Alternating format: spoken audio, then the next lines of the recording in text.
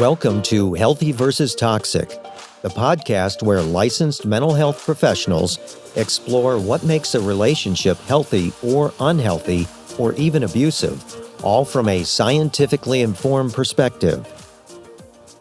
Hello, this is Dr. Grande. Today's question asks, how can one appear to be an empathic listener? So I get a lot of these questions about how to appear like something, and I think this is kind of a good example, this particular question, how to appear to be a good empathic listener. This is a good example of if you can learn how to appear to be a good empathic listener, you probably are a good empathic listener. But I'll answer the question as it was written. I think it's a fair question. And I know there are people who kind of look at their listening skills and they feel like they're so deficient with listening skills that maybe the best they could do is just appear to have good skills. But again, I think if you can appear to do it, you may actually end up being a good empathic listener. So empathic listening is kind of an interesting term because we see a lot of other terms that are similar, like active listening. I've seen the term reflective listening. I'm not really a big fan of the terms active or reflective listening. I think empathic listening actually sums up the construct pretty well. Like it's a word that really points to what you're actually doing when you're trying to do that type of listening. And the core, of course, is empathy. I would hope that all listening is kind of active.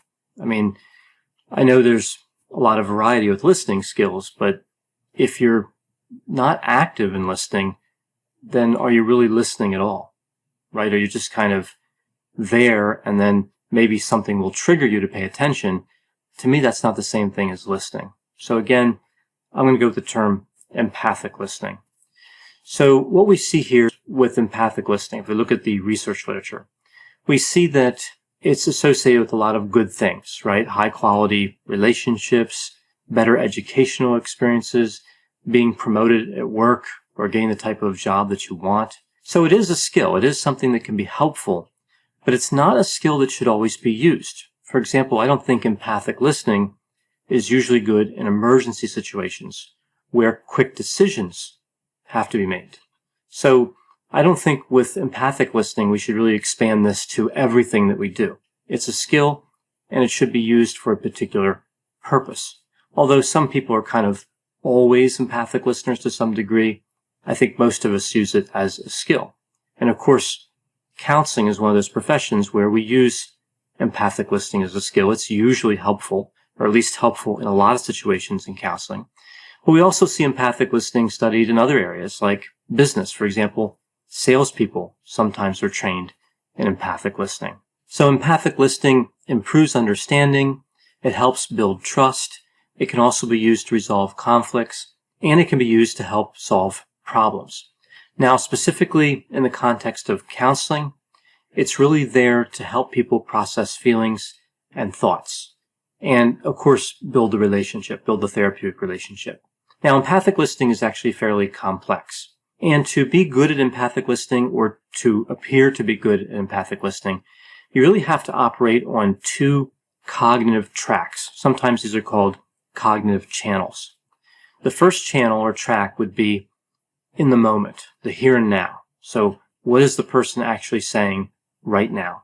And kind of attending to that. And the next track is the theme. This is the pattern.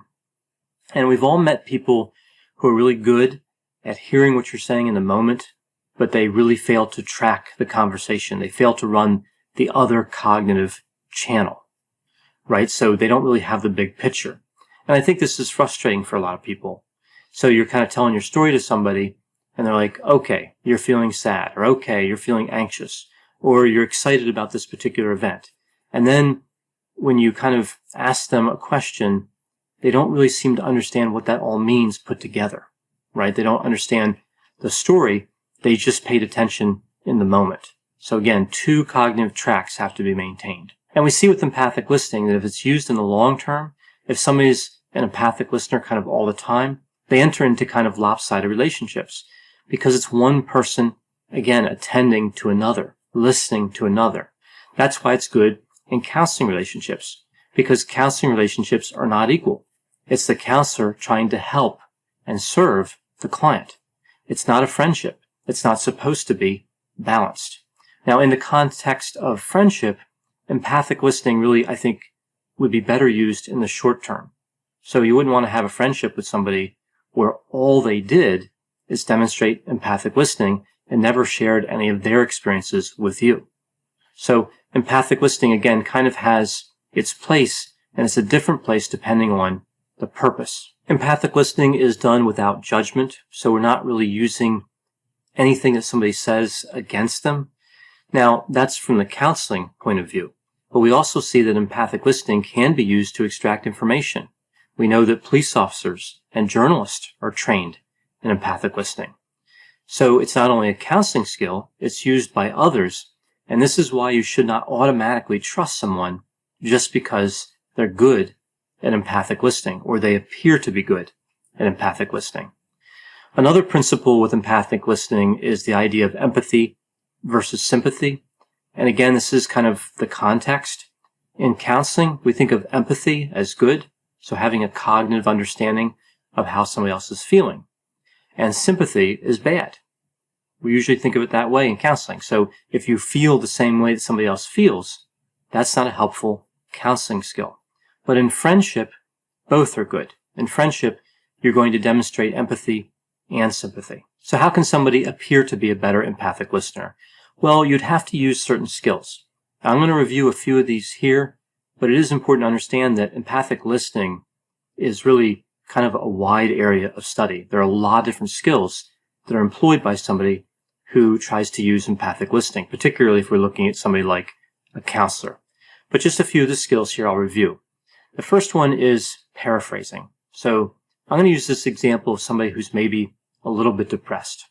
And they might say to you, I'm feeling kind of sad today, and I've been down for a while, right? So they're kind of expressing two things. They're sad in the moment, and they've been feeling this way for some time. So paraphrasing would be not saying something word for word, but rather putting it in a shorter package. When somebody just repeats words back to you, that gets kind of annoying. So if I say, well, I'm feeling kind of sad today, and I've been down for a while, and somebody says, you feel sad today, that's not really paraphrasing. A better example of paraphrasing might be saying something like, you've been having a tough time lately, right?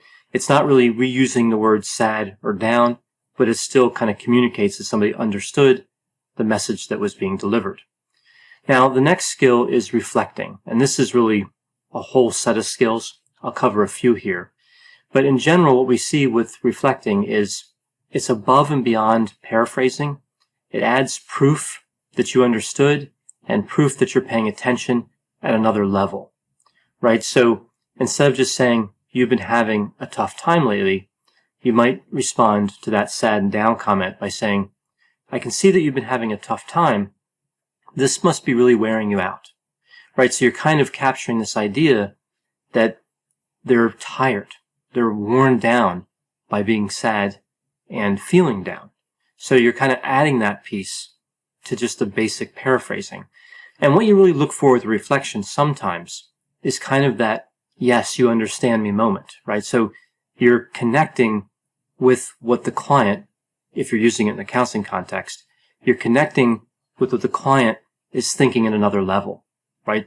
Maybe what they don't want to tell you, or they haven't told you yet, or what they're trying to tell you but didn't express it word for word, you're really capturing that with a reflection. And of course, this can be used outside of counseling as well, as I mentioned before. The next skill is to use encouragers, and these can really be misused, so you have to be careful with encouragers. But encouragers just encourage somebody to keep talking. So popular encouragers are like the word okay, although some people really don't like that one, but that's popular. Another one would be go on, or tell me more. And it's not just the word, it's how you say it, right? For example, you wouldn't want to be robotic. It's not a robotic transaction. It's not like tell me more, right? It's like more expressive than that. Like tell me more, right? You're interested. Maybe you lean in a little bit and you make eye contact. You really are genuine in that moment. You can also use kind of other encouragers like nodding your head or other things you can do to encourage somebody to talk. But you don't want to use encouragers constantly, right? We've all seen this with people. So you're telling your story to somebody and they're like, and they just keep saying that over and over. Or they say, good. I've seen that one a lot. Like, even if you're saying something that's not good. And some of them are kind of encouragers, but they also can be used as disfluencies. For example, some people will say right. So you'll be talking, they'll be like, right. Now I find myself doing this in terms of, like, I use it as a disfluency. I use the word right all the time in my videos, but I don't use it as an encourager. So again, I think when you repeat an encourager kind of too much or use the same one too many times, that really can defeat the purpose. That makes somebody believe they're not being listened to, and therefore you would not appear to be an empathic listener. Another skill here is summarizing, and this is one that's really overlooked because it uses that second cognitive track, which is kind of keeping an eye on the big picture, right? The theme, the pattern. So it's summarizing. This really helps you to track. So you might take different parts of the story and kind of put it together just for the purpose of communicating to somebody that you understand that larger picture. Again, summarizing is important, and I would recommend doing it every few minutes, every 2-3 minutes, depending on how much quantity of information is being communicated. The next item is to be non-directive, and technically, of course, this is impossible, but what non-directiveness means is don't use your reflections to push somebody in a certain direction. Now, some types of therapy, of course, are directive, but I'm talking strictly here about empathic listening. So, for example, if somebody says they're sad and they're not getting their work done lately, if they say that and you say you're not getting your job done, you're not keeping up with your tasks at work, you're really directing somebody because you're moving away from the sad part and moving over to like the work-related part. So we try to be balanced when demonstrating empathic listening, when we're responding, and not direct somebody toward a certain goal or toward a certain part of their story.